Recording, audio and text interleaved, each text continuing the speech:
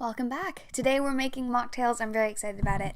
I love mocktails and fancy drinks in general, so I took a big trip to Asda and bought just a lot of juice and loaded it up into a suitcase because I had to walk home, and that seemed the most effective. It all started when I bought this book at W.H. Smith. It's just full of mocktail ideas, so I had to flip through, got some inspiration, and then loaded a suitcase full of juice and got to work.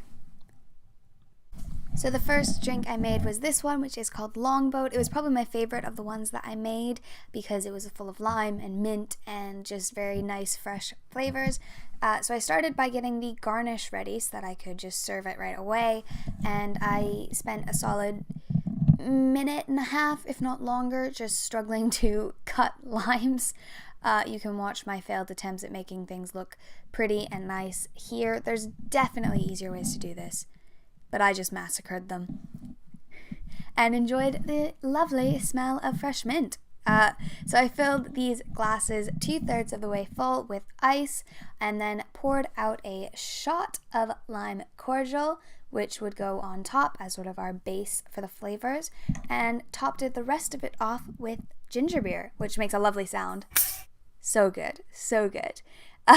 And fizzes up amazingly as well. I had a lot of fun just watching it fizz up. And then I decorated it with the lime wedges and the mint sprigs and stuck in a matching green straw to serve it with.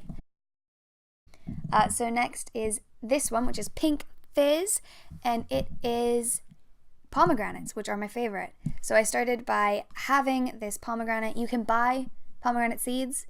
I just had this one already, so I didn't bother. And instead I just struggled to open it.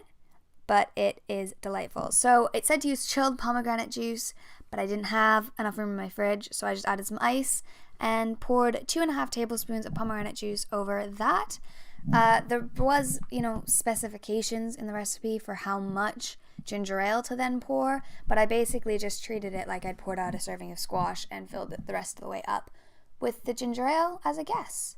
And then I finished it off by garnishing that with the pomegranate seeds, which I struggled to get out of the shell?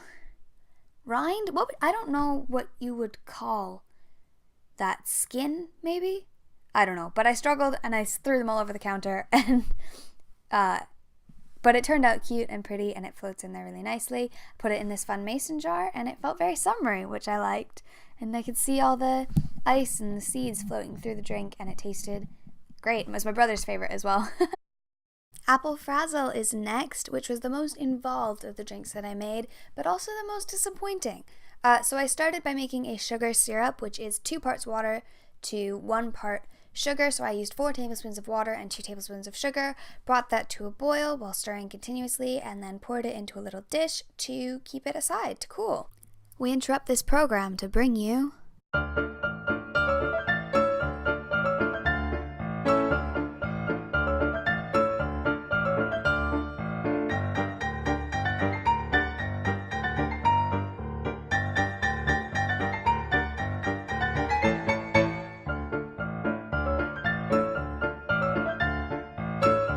And now back to our regularly scheduled programming. Don't ask why I decided to use juice boxes instead of just a normal amount of juice. In my mind, it would be easier, but it wasn't. So I just destroyed this juice box to get 125 milliliters of apple juice into each of these glasses, and then I added a 1/2 teaspoon of that sugar syrup that we made and a 1/4 teaspoon of lemon juice to the drink, gave it a little stir, and called it done.